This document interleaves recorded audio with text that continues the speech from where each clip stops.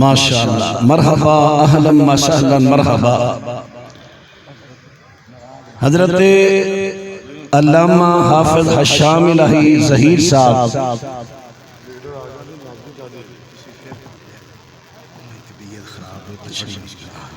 چلو ٹھیک،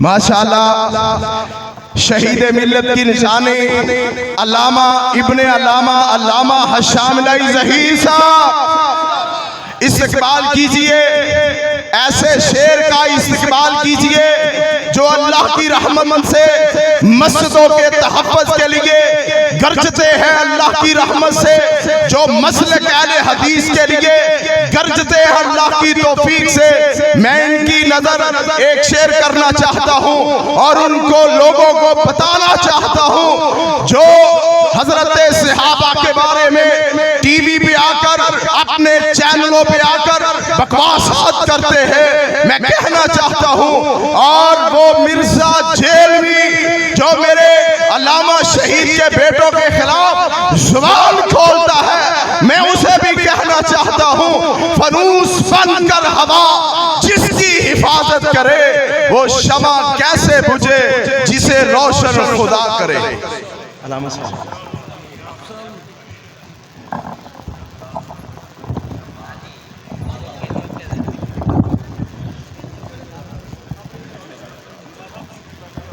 حضرات غور فرمائیے گا، آپ دیکھ رہے ہو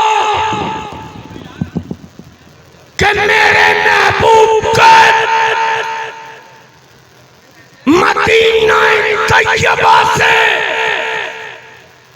آئے ہوئے ہمارے معزز مہمان علامہ حافظ حشام الہی ظہیر صاحب تشریف لا چکے ہیں۔ ہم ان کو دل کی تاکی رائیوں سے اہلاً و سہلاً مرحبا کہتے ہیں۔ حضرات یہ کون شام بھائی ہیں؟ ارے علامہ شہید رحمت اللہ علیہ کے بعد اصحاب پیغمبر پر کوئی بات ہو آپ کو علامہ حشام الہی ظہیر نظر آئیں گے یا شام بھائی نظر آئیں گے؟ ارے تیرے مسلک کی بات ہو تو معتصم الہی ظہیر نظر آئیں گے۔ کلیوں کو میں سینے کا لہو دے کے چلا ہوں، کلیوں کو میں سینے کا لہو دے کے چلا ہوں، صدیوں مجھے گلشن کی فضا یاد کرے گی۔ لاہوریا آج آپ کے سامنے ایک قصوری کھڑا ہے، جب تک آپ کی آواز میری آواز سے نہیں ملے گی اس وقت تک حشام بھائی تقریر نہیں کریں گے۔ وہ اس لیے ارے میں علامہ شہید کا روحانی فرزند ہوں، 25 سال سے حضرت علامہ حشام الہی ظہیر شہید رحمت اللہ علیہ کے نام پہ کانفرنس ہوتی ہے کٹیا خاص میں، تو اب میں خطاب کے لیے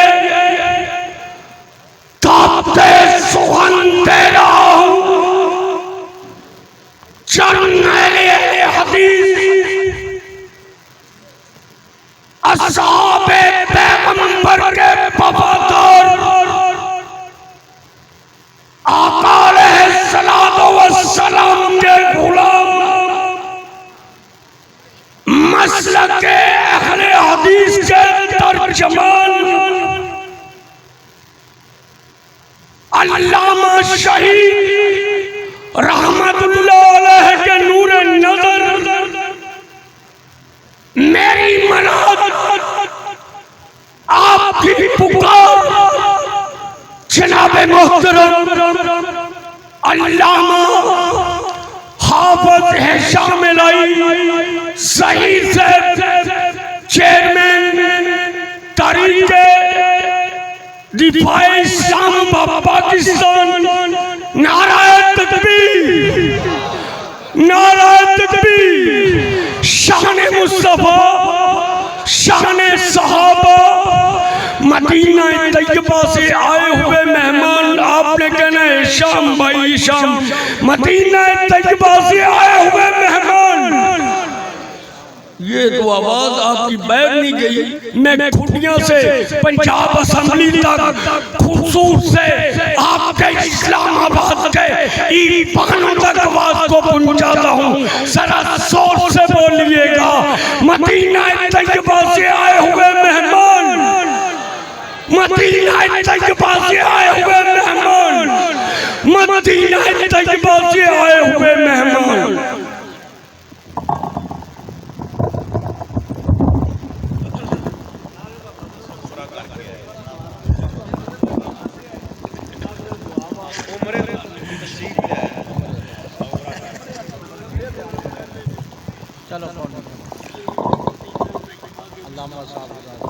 نحمده ونصلي على رسوله الكريم اما بعد اعوذ بالله من الشيطان الرجيم فإن آمنوا بمثل ما آمنتم به فقد اهتدوا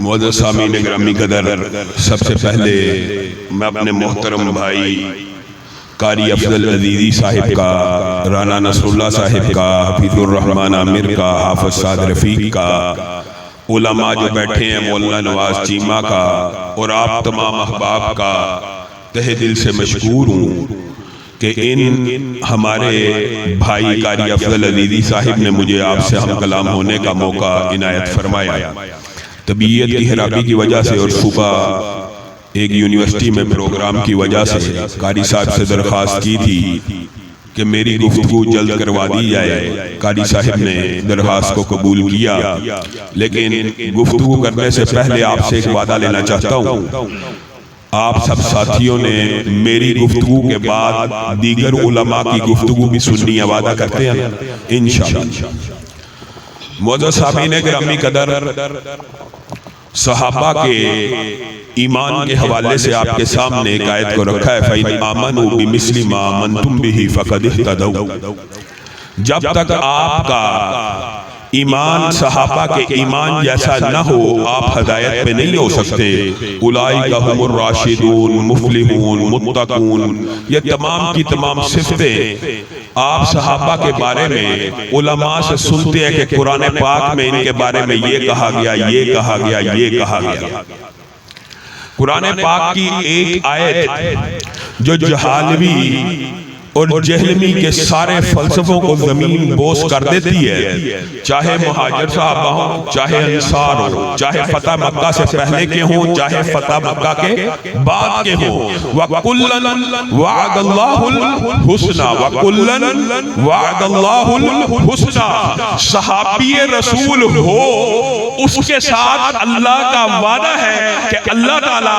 اسے جنت میں براہ راست بغیر عذاب کے داخل فرما دیں گے آپ مجھے ایک بات بتلائیے کہ رسول اللہ صلی اللہ علیہ وسلم کی صحابیت کا شرف کس قدر بلند ہوگا کہ ان میں سے کسی ایک نے اگر صرف ایک سیکنڈ مثالاً سمجھا رہا ہوں ایک سیکنڈ نبی کی مصاحبت میں گزارا حالت ایمان میں تو رسول اللہ صلی اللہ علیہ وسلم کی اس موضوع کے اوپر جتنی احادیث ہیں ان کی آپ ان کا مفہوم اگر بیان کرنا چاہیں تو وہ یہ ہے کہ ایک لمحہ بھی جس نے رسول اللہ صلی اللہ علیہ وسلم کے ساتھ گزارا حالت ایمان میں جس آنکھ نے رسول اللہ صلی اللہ علیہ وسلم کا دیدار کر لیا حالت ایمان میں اس آنکھ کے اوپر اللہ رب العزت نے جہنم کی آگ کو حرام کر دیا یہ کتنا بڑا شرف ہے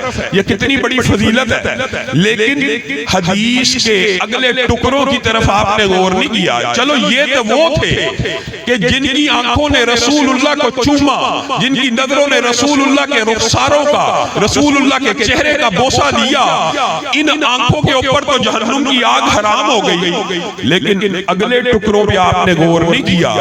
یہ آنکھیں اتنی مبارک ہیں، اتنی مقدس ہیں کہ ان آنکھوں کا جن آنکھوں نے دیدار کر لیا، ان آنکھوں کے اوپر بھی جہنم کی آگ کو حرام کر دیا گیا۔ یعنی صحابہ کی آنکھوں کا دیدار کرنے والے، صحابہ کے چہروں کا دیدار کرنے والے، ان کے اوپر بھی جہنم کی آگ کو حرام کر دیا گیا۔ کس وجہ سے؟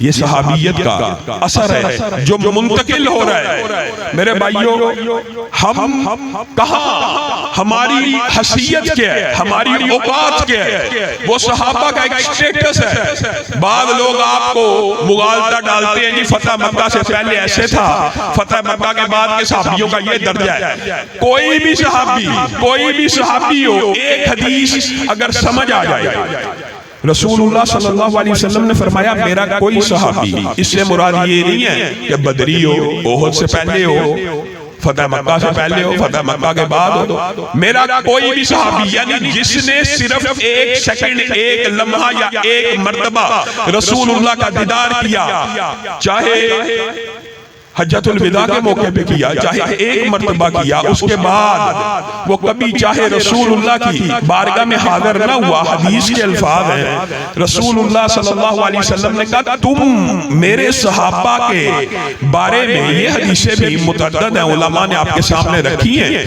کہ جو صحابی رسول کو برا کہے اس کے اوپر فرشتوں کی، رسولوں کی لعنت ہوتی ہے۔ رسول اللہ یہ مقام و مرتبہ آپ کو ایک اور انداز میں سمجھا رہے ہیں کہ میرے صحابی کے ساتھ موازنہ، میرے صحابی کے ساتھ مقابلہ کبھی سوچنا بھی نہ۔ کیا مثال دی، کتنی خوبصورت مثال ہے۔ اللہ کرے آپ کے دل میں یہ بات اتر جائے، اور جو گمراہی کے اوپر چلنے والے لوگ ہیں اللہ ان کو ہدایت دے دے۔ رسول اللہ صلی اللہ علیہ وسلم نے فرمایا تم میں سے، یعنی میرے صحابہ کے بعد آنے والوں میں سے کوئی شخص کھڑا ہو، وہ کیا کرے؟ سونے اور چاندی کے پہاڑ اللہ کی بارگاہ میں خرچ کرے، پھر ایک کھڑا ہو وہ ہیرے جواہرات کے کر دے، پھر ایک کھڑا ہو کرنسی کے کر دے، پھر ایک کھڑا ہو درہم و دینار کے کر دے۔ کتنے کتنے پہاڑ، احد پہاڑ 9 کلومیٹر لمبا چوڑا ایک آدمی اٹھا خلوص نیت سے۔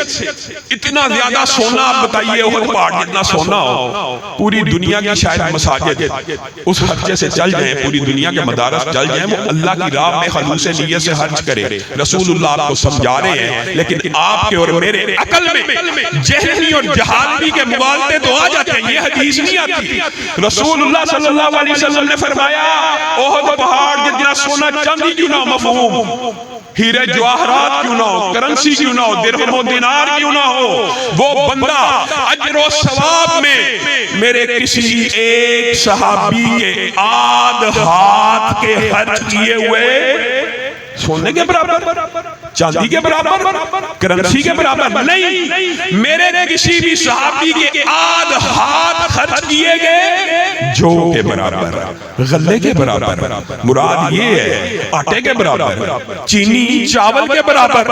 ایک بندہ احد پہاڑ جتنا سونا خرچ کرے اور میرا صحابی اگر آدھ ہاتھ غلہ خرچ کرے تو میرے صحابی کو اللہ رب العزت اس سونے کے پہاڑ خرچ کرنے والے سے زیادہ اجر و ثواب عنایت کرتا ہے۔ بتائیے سونے کا پہاڑ خرچ کرنے والا صحابی کے ایک آدھ ہاتھ، آدھ مد کا غلہ جو ہے اس کا بھی مقابلہ نہیں کر سکتا، اور یہاں سے کوئی اٹھے سیدنا امیر معاویہ کے اوپر حربہ سرائی کرنا شروع کر دے، وہ جہلم کا مرزا اللہ کے فضل و کرم سے آپ لوگوں کے ساتھ کی وجہ سے اس کے اوپر مقدمہ درج ہے، تحقیق ہو رہی ہے، FIA میں کیس لگا ہے، انشاءاللہ اس کو سزا دلوا کے چھوڑیں گے انشاءاللہ۔ جو اس نے توہین کی ہے، جو سیدنا معاویہ کے بارے میں حربہ سرائی کرتا ہے، آپ مجھے ایک بات بتلائیے، ہائے امام ابن تیمیہ کس وقت یاد آئے، ان کا عجیب و غریب قول ہے، انہوں نے کہا رافضی اور ان کے جو گماشتے ہیں یہ یہودیوں اور عیسائیوں سے بدتر ہے۔ وجہ یہودیوں عیسائیوں سے بدتر کیسے ہو سکتا ہے؟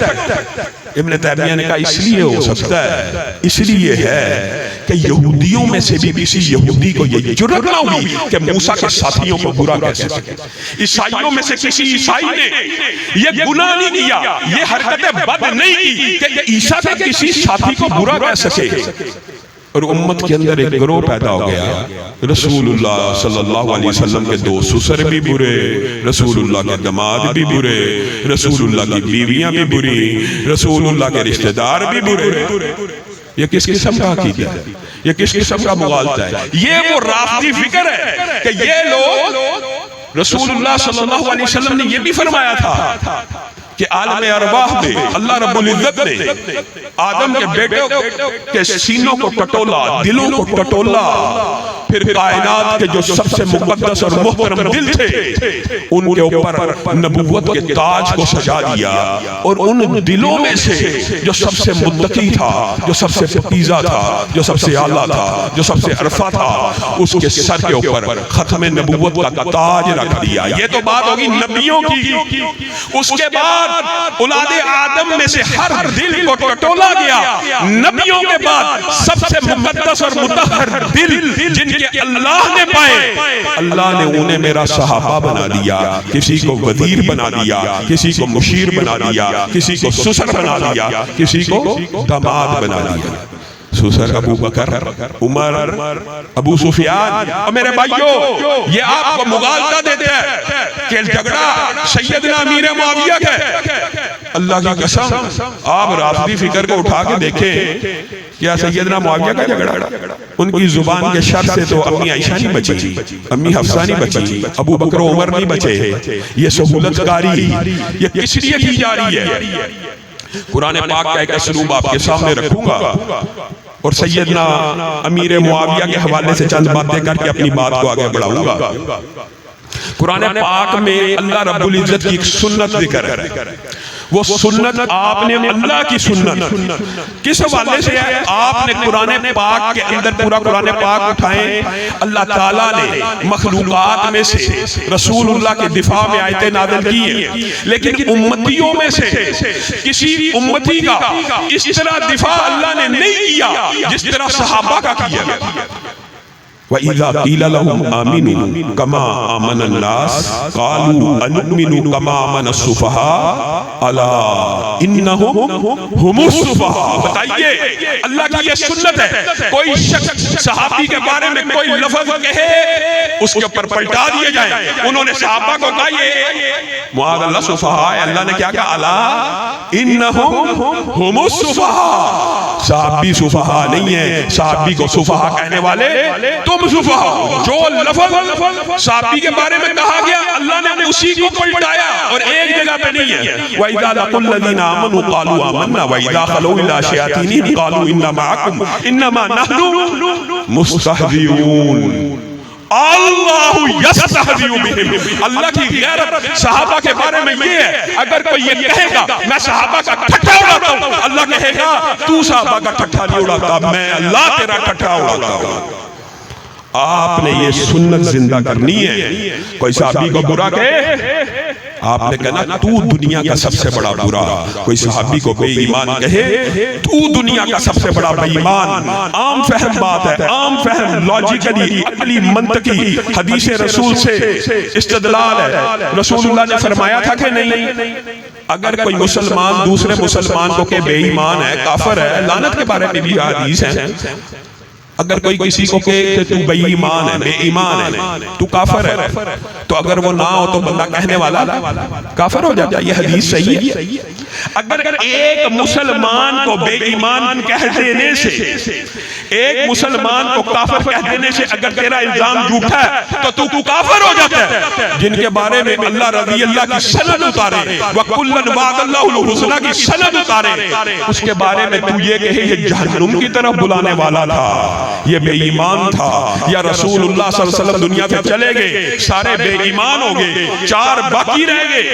یہ عقیدہ اختیار کرنے والا کیا اس کو نہیں کہا جائے گا کہ صحابہ بے ایمان نہیں ہے، تو بے ایمان ہے. سیدنا معاویہ جہنم کی طرف بلانے والے نہیں، مرزا جہلوی تو جہنم کی طرف بلانے والا. یہ اللہ کی سنت ہے اور کس قدر باطل استدلال ہے. رسول اللہ صلی اللہ علیہ وسلم نے کہا یہ میرا بیٹا حسن سردار ہے، یہ میرا بیٹا حسن سردار ہے. اس کے جھوٹے فلسفے من گڑت تشریحات کا رد بھی آپ یاد کیا کریں. رسول اللہ نے کہا یہ میرا بیٹا حسن سردار ہے. کیوں سردار ہے؟ یہ میرا بیٹا ان قریب اس حدیث کے الفاظ کے اوپر آپ غور کریں تو مرزا جہلمی کا وہ سارا پروپیگنڈا اور مغالطہ زمین بوس ہو جائے گا. ان قریب فئتین عظیمتین من المسلمین، فئتین عظیمتین من المسلمین. یہ میرا بیٹا صلح کروائے گا فئتین 2 گروہوں میں عظیمتین. رسول اللہ جن گروہوں کو عظیم کہہ رہے ہیں اور کس کا کہہ رہے ہیں؟ من المسلمین، مسلمانوں کے 2 عظیم گروہوں کے مابین یہ صلح کروائے گا. یہ اس لیے میرا بیٹا سردار ہے، سید ہے. صلح کس طرح ہوئی؟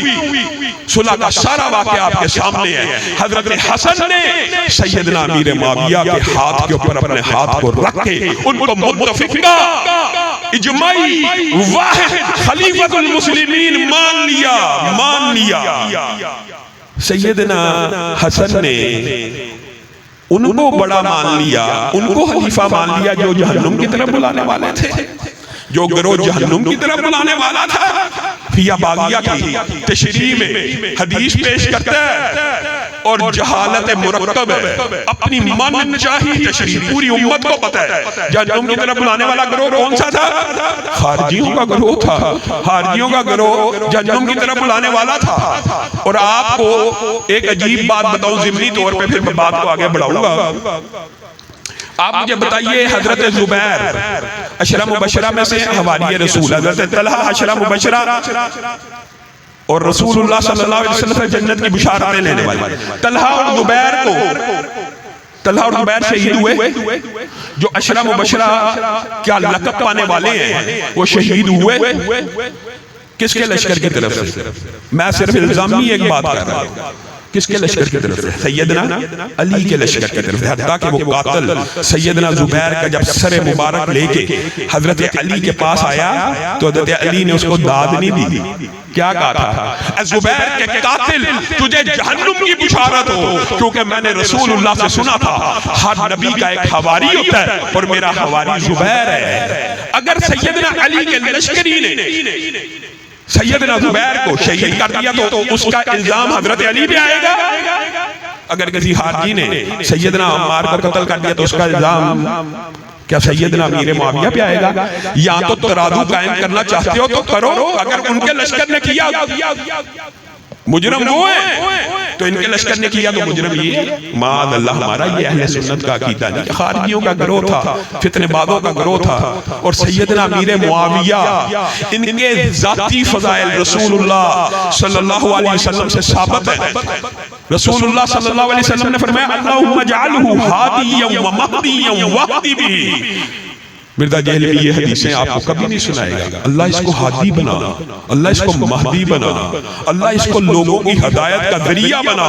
اسی لیے صحابہ اور اکابرین اور تابعین یہ کہتے تھے اللہ کی قسم اگر تم معاویہ کو دیکھ لیتے تو تم کہتے یہی مہدی ہے.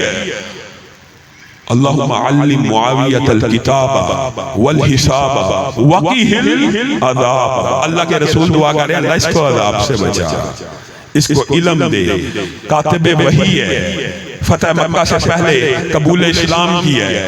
علماء آپ کو بتائیں گے یوم حنین کے اوپر اللہ رب العزت کی رحمتوں کا جن مومنوں کے بارے میں تذکرہ ہے سیدنا امیر معاویہ ان میں شامل ہے.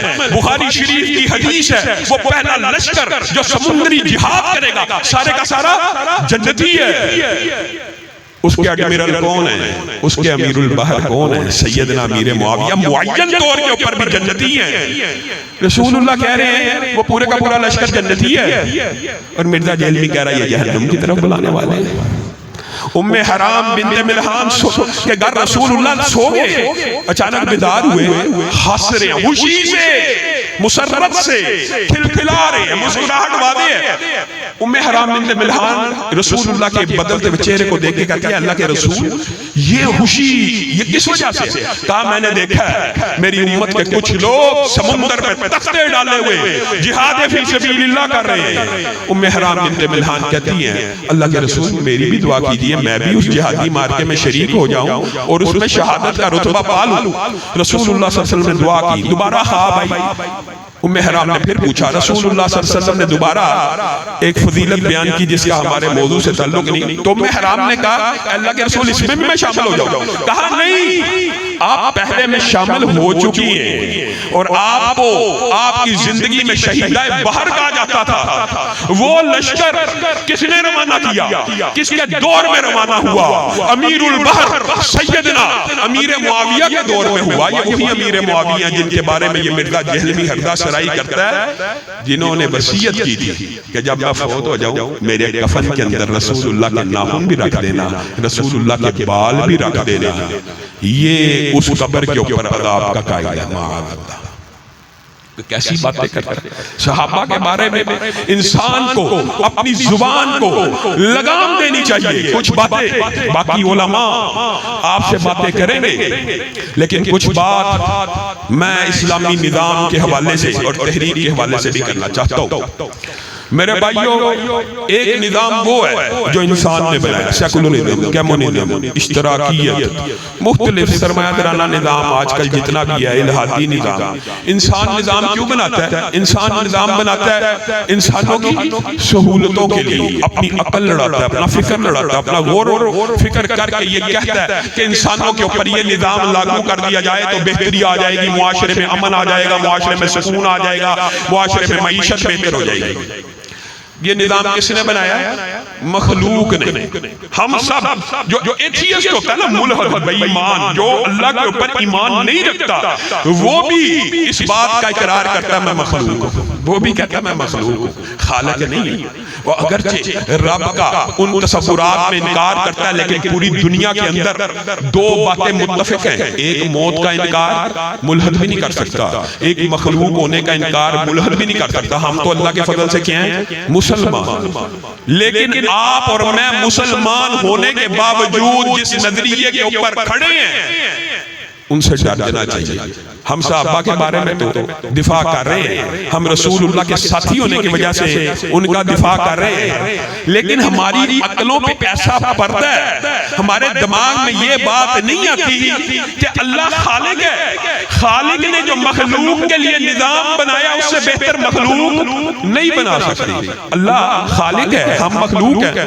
اللہ جو نظام دے گا اس نظام سے بہتر کوئی نظام ہو سکتا ہے؟ ہو سکتا ہے جی وہ اسلام تو جی پرانا سسٹم ہے جی، 1400 سال پہلے کا نظام ہے جی، اس وقت کمپیٹیبل تھا، اس وقت مطابقت رکھتا تھا. اب اشتراکیت ہونی چاہیے، اب کمیونزم ہونا چاہیے، اب سیکولرزم ہونا چاہیے، اب سرمایہ دارانہ نظام ہونا چاہیے. یہ مغالطہ اپنے ذہن سے نکال دیجئے. آپ کو بعین اسی طرح گمراہ کیا جا رہا ہے جس طرح یورپ کے اندر سے ریاست میں سے دین کو دیش نکالا دیا گیا، دین اور ریاست کو الگ کیا گیا. آج کا سرمایہ دارانہ نظام، آج کا سیاسی نظام آپ سے اسی بات کا مطالبہ کر رہا ہے. مولوی مسجد کے ممبر کے اوپر بیٹھ کے سیاسی گفتگو کیوں کرتا ہے؟ مولوی مسجد کے ممبر کے اوپر بیٹھ کے سیاسی گفتگو کیوں کرتا ہے؟ سیاسی گفتگو کس کو کرنی چاہیے؟ چور کو کرنی چاہیے، لٹیرے کو کرنی چاہیے، جگیردار اور وڈیروں کو کرنی چاہیے. اور رسول اللہ صلی اللہ علیہ وسلم نے فرمایا تھا بنی اسرائیل میں سیاسی لیڈر بھی ان کے نبی ہوا کرتے تھے. ایک نبی جاتا تھا، دوسرا آ جاتا تھا، قائد لیڈر بن جاتا تھا. میری امت میں نبی نہیں آئے گا. رسول اللہ کی امت میں نبی آ سکتے ہیں؟ نہیں آ سکتے. میری امت میں نبی نہیں آئیں گے، لیکن میری امت میں میرے وارث آئیں گے. میری امت میں میرے وارث آئیں گے. میری امت میں میرے وارث کون ہوں گے؟ بتائیے حدیث آپ نے سنی ہوئی ہے علماء نبی کے وارث ہوں گے، مراد نبی نہیں ہوں گے لیکن نبی کے وارث ہوں گے۔ کس چیز کے وارث ہوں گے جی؟ منبر رسول کے وارث، بس سیاست رسول کے وارث نہیں ہوں گے، ریاست رسول کے وارث نہیں ہوں گے، تخت رسول کے وارث نہیں ہوں گے، معاشرت رسول کے وارث نہیں ہوں گے، معاملات رسول کے وارث نہیں ہوں گے۔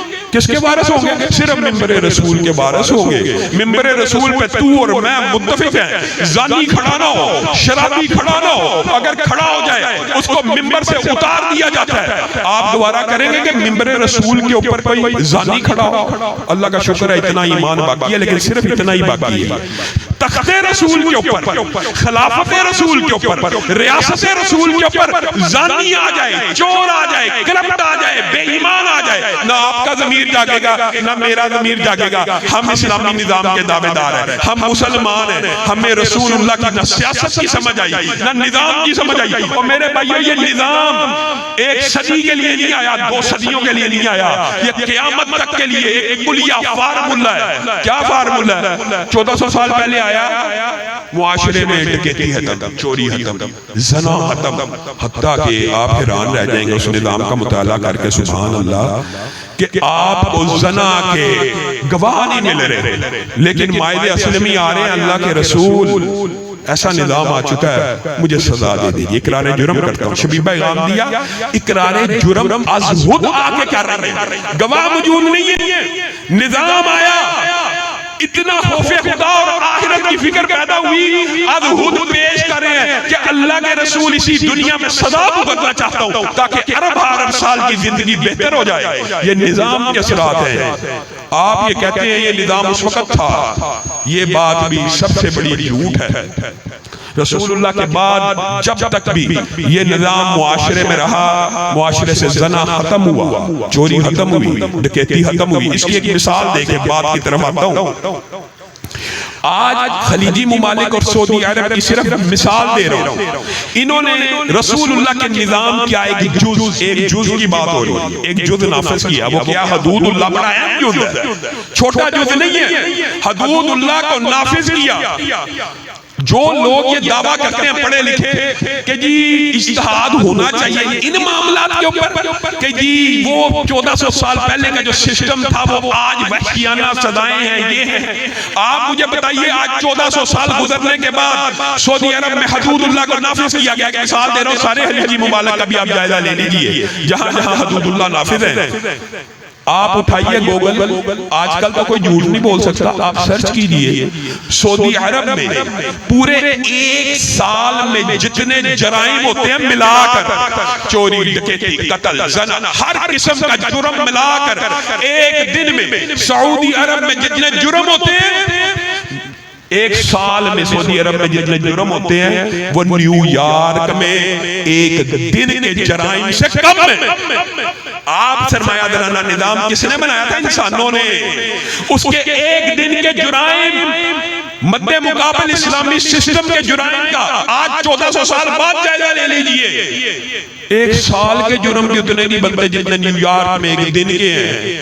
آپ کو کس نے مغالطہ ڈال دیا کہ مسجد کا مولوی مسجد میں تو آگے کھڑا ہوگا، آگے کھڑا ہوتا ہے کہ پیچھے کھڑا ہوتا ہے؟ عالم دین نابی ہو، قاری ہو، قرآن کو تلاوت کرنے والا ہو، آگے کھڑا ہوتا ہے کہ پیچھے؟ آگے کھڑا ہوتا ہے۔ آپ اور میں اپنے مدارس کے اندر بچوں کو اس لیے بھیجتے ہیں کہ دین کا طالب علم بن جائے گا، رہنما بننے کے لیے، مقتدا بننے کے لیے، پیشوا اور رہبر بننے کے لیے، لیکن جب وہ دین کا مکمل طالب علم بن جائے گا، باہر نکل کے نعرہ لگائے گا نواز شریف زندہ باد، عمران خان زندہ باد۔ دین کا طالب علم اس لیے بنایا گیا، دین کا طالب علم علماء انبیاء کے جو وارث ہیں، تخت کے وارث نہیں ہے، سیاست کے وارث نہیں ہے، معاشرت اور معاملات کے وارث نہیں ہے۔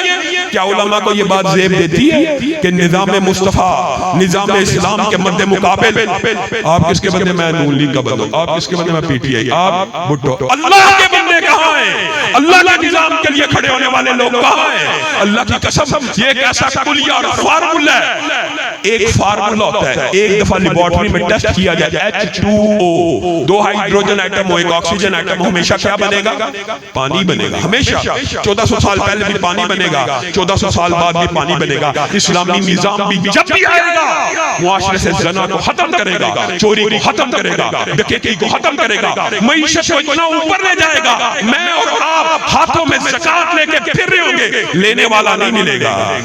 لیکن عقل پہ پردہ سرمایہ دارانہ نظام نے, سیکولر نظام نے آپ کے ووٹوں کو حاصل کرنے کے لیے آپ کے دماغ میں یہ مغالطہ ڈال دیا, مولوی سیاست ہی کوئی کام نہیں, مولوی سیاست نہ کرے, مولوی کا یہ پیراڈائم نہیں ہے, مولوی کا یہ باب نہیں ہے, مولوی عالم اس میں داخل نہ ہو تاکہ ساری زندگی تم جاہلوں کے پیچھے لگے رہو, جاہلوں کے نعرے لگاتے رہو, جاہلوں کو ووٹ دیتے رہو. کب جاگو گے؟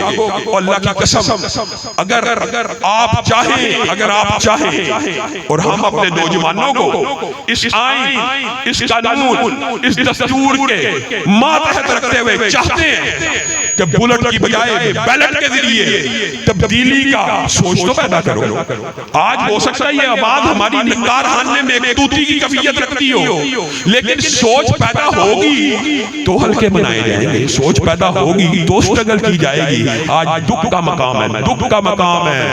75 برس پاکستان کو بنے ہوئے بیت گئے, حقیقت میں اسلام پسندوں کی بات کی ہے, دیوبندی بریلوی بھائیوں کی بات الگ ہے. اہل حدیث کی ان 75 سالوں میں ایک یونین کونسل ایسی نہیں جو اپنے مسلک کی بنیاد پہ جیت سکے. ایک ایم پی اے کی سیٹ نہیں ہے, ایک ایم این اے کی سیٹ نہیں ہے.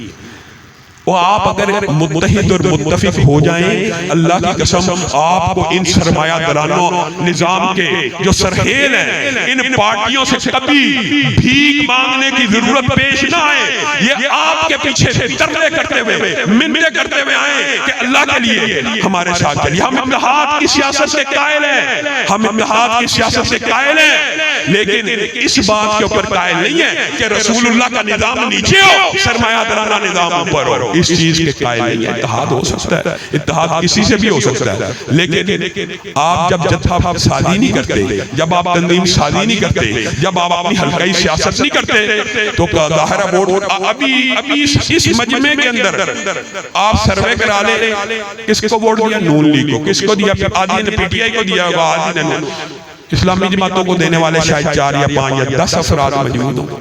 اسلامی نظام کے سپورٹر 10. کس کو ووٹ دیا؟ نون لیگ. کس کو؟ اور ٹرانسجنڈر بل پاس ہوا ہے, جاؤ علماء سے فتویٰ لو, جن پارٹیوں کو تم نے ووٹ دیا انہوں نے پاس کیا, تینوں پارٹیاں ملوث ہیں. ایسے خطرناک غیر شرعی غیر اسلامی قانون بنانے میں تم نے ووٹ دیا. جاؤ کسی عالم دین سے, پاکستان کے کسی بھی مسلک کے عالم دین سے فتویٰ لے لو, اس جرم میں تم شامل ہوگے نہیں جنہوں نے ووٹ دیا. اور کیوں اپنے آپ کو, ہمارا نظام تو موت کے بعد کی سسٹم سمجھاتا ہے, اسلامی نظام تو موت کے بعد کی ارب سال کی زندگی کو سیدھا کرنے کی آپ کو راہ دکھاتا ہے. آپ اپنی زندگی کے اندر اپنی زندگیوں کو اسلام کے خلاف چلا رہے ہیں. کوئی عمران خان زندہ باد کے نعرے لگا رہا ہے, کوئی نواز شریف زندہ باد کے نعرے لگا رہا ہے. اسلام زندہ باد, رسول اللہ زندہ باد کے نعرے کب لگیں گے؟ یہ وطن, یہ دھرتی 75 سال قبل اسلامی سسٹم بنانے کے لیے بنی تھی کہ سرمایہ دارانوں کو سیٹیں دینے کے لیے بنی تھی. آپ سب ساتھی تحریک دفاع اسلام کے اس قائد, اس مشن حلقہ جاتی سیاست کے اندر قدم رکھنے, منظم کرنے. میں یہ نہیں کہتا جیت جائیں, اور بھائی ایک بات بڑی اہم ہے, یہ بات بھی غور کرنے کی ضرورت ہے.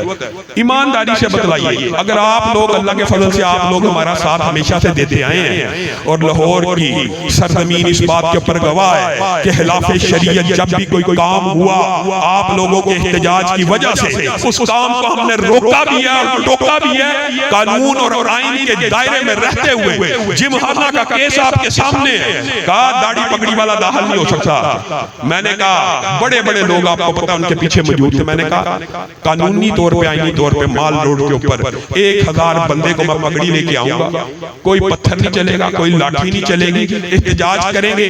1 گھنٹہ 2 گھنٹے کھڑے ہو گئے. یقین کیجئے صرف اعلان سے انہوں نے ترمیم کر دی کہ اب پگڑی اور داڑھی والا داخل ہو سکتا ہے. آپ لوگوں نے احتجاج کیا, گستاخان صحابہ کے خلاف مقدمے درج ہوئے. آپ لوگوں نے میرے ساتھ احتجاج کیا. وہ ٹی وی کے مالک جو ہے خاص سوچ اور فکر کے ساتھ سیدنا امیر معاویہ کی توہین کروا بیٹھے تھے, ان کے خلاف مقدمے درج ہوئے. کس وجہ سے؟ آپ لوگوں کے ساتھ کی وجہ سے. کیا سیٹ موجود تھی؟ علامہ شہید نے کیا کہا تھا؟ علامہ شہید نے کہا تھا آؤ میرے ہوتے ہوئے. کتنی سیٹیں تھی علامہ صاحب کے پاس؟ نہیں تھی نا. لیکن اگر میں زندہ ہوں, میرے ہوتے ہوئے خلاف شریعت کوئی بل پاس کروا کے دکھا دو تو میرے بھائیو دفاع صحابہ کے لیے ہمیں کسی سیٹ کی ضرورت ہے؟ سیٹ کے بغیر دفاع صحابہ ہو سکتا ہے کہ نہیں ہو سکتا؟ ختم نبوت کا دفاع ہو سکتا ہے کہ نہیں ہو سکتا؟ اور انشاءاللہ جب تک ہم زندہ ہیں اس دفاع کو کرتے رہیں گے. کیا حسن نے سمجھا ہے, کیا عشق نے جانا ہے. ہم ہاتھ نشینوں کی ٹھوکر میں زمانہ ہے. سبحان ربک رب العزت عما یصفون وسلام علی المرسلین والحمد للہ رب العالمین.